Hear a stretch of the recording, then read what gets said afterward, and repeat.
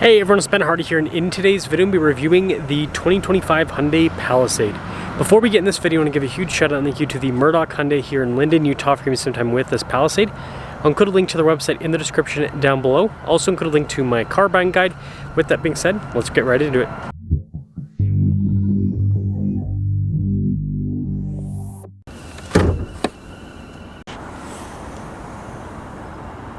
Under the hood we have a naturally aspirated 3.8 liter V6 that goes through an 8-speed. It puts out 291 horsepower and then 262 pound-feet of torque. Fuel economy is 19 around town and then 24 on the highway. Before I move forward with this review, I do want to mention if you want to see more videos just like this, then I recommend you subscribe because I post content every single day. So starting with the hood, it's kind of boxier with the design here, and then popping down below, I think the refresh worked really well with the Palisade in terms of improving the kind of like headlight aesthetic with the turn signal light aesthetic as well. And then notice how the turn signals kind of match with the grille in terms of the form. And overall in this kind of like burgundy color, it's cool looking. Now around the side here, our turn wheel setup is 245 by 50 by 20 in the front and over in the rear. And you can see here with the wheels, you got the silver mixed with the metallic gray.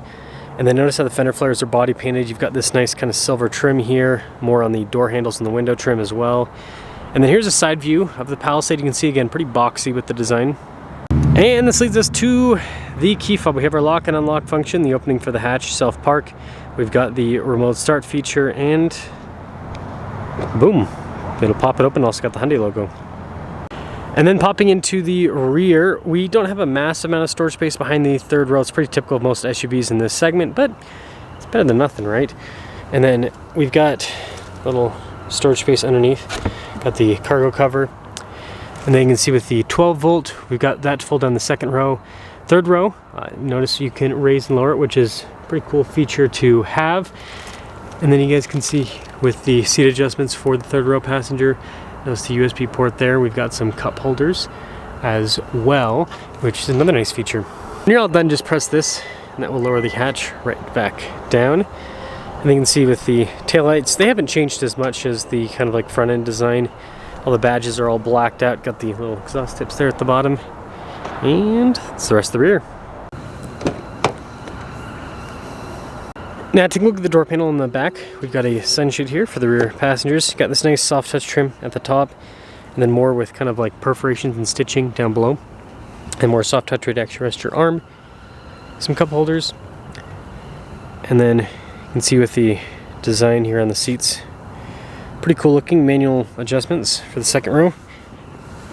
Popping in, pretty solid here for the legroom. Got a little storage pocket. We've got heated and ventilated seats. We've got our own climate zone. We've got all of your outlets and everything as well. And then we do have a big sunroof here in the back, so it's kind of a nice luxury feature. Now in the third row, it's a little bit more cramped, again, pretty typical of SUVs in this segment. Got a little USB here, and again, oh, we also have heated seats in the back. That's pretty cool. It's nice we have a window. It kind of makes it feel a little bit more open. And the sunroof also helps out. By the way, headroom, it's pretty good back here.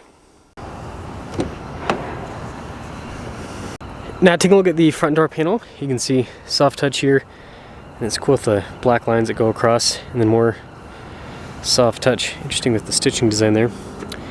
Fancy kind of finish on all the window controls, got your mirror adjustments as well, memory seats, blind spot monitoring with the mirrors. Speaking of seats, look at these front seats. Pretty cool looking. Got massage function, all of your power adjustments. And you notice with this package, just got a lot of nice kind of finishes on everything.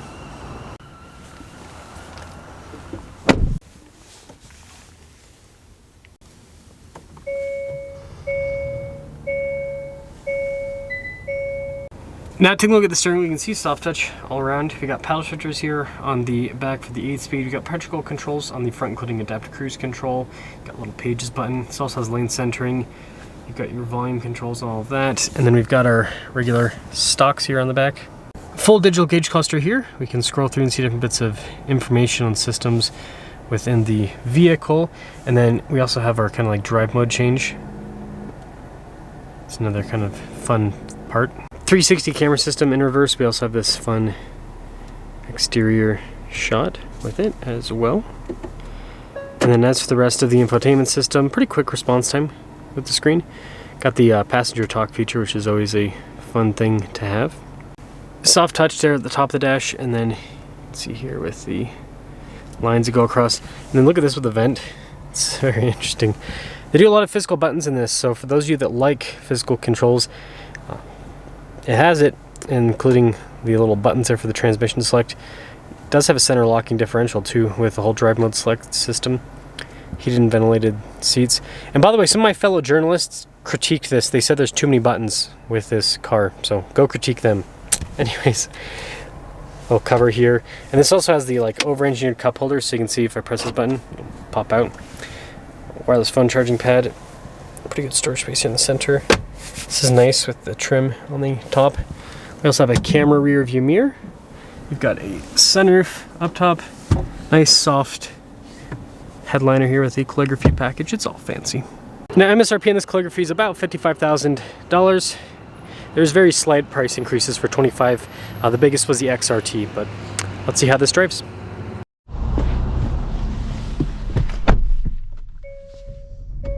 Well, let's talk about visibility before we set off. Here's visibility over the hood. Got the heads-up display, both mirrors, dual blind spot monitoring.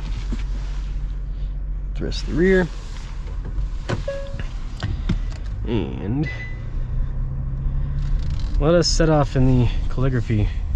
Let's also get a massage while we're in the calligraphy. So just like always, I'll have reviews on other packages. I guess we're starting at the top this year. Usually I try to review the most affordable package of a car and then I go up, but I guess it's the opposite this time. Opposite day, right?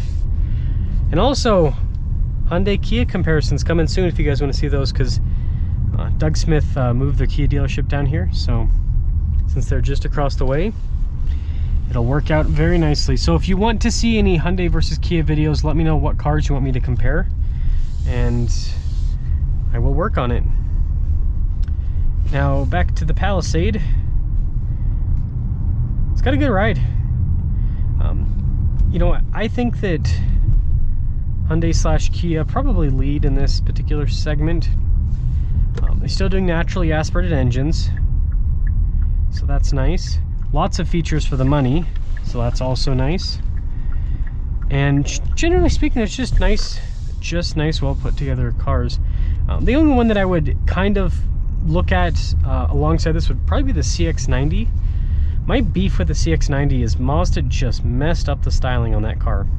The front end's beautiful, the back end looks butt ugly, whereas Palisade's good looking and the Telluride is really good looking as well. So Hyundai just did a better job. The Hyundai Motor Group, right? They did a better job with their three-row SUV style. Get on a little bit here. Yeah. We're at about 4,500 feet here in this area. This has got some good power. You know, you know what they always say, there's no replacement for displacement. And so being at 3.8 liters of naturally aspirated V6 goodness in a big SUV, it feels pretty good. And the 8-speed does a good job at keeping it in the torque band.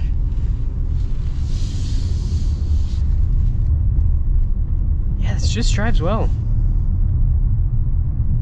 This just drives well. So overall, the Palisade, even though, you know, they haven't done crazy changes with this since its initial release on the market, what was that, back in like 2020? Still a super solid vehicle, and I'm sure we'll get a, you know, redesign in the near future. We'll see what that looks like. But as it stands, I think it's pretty good looking. It's got a really nice interior, nice features, and it drives well for the segment. It's just everything's solid, and yeah, like I said, the biggest competition in this would be the CX-90, I think. If you guys want me to put together a, you know, Telluride Palisade CX-90 comparison, I could do that. That'd be pretty fun.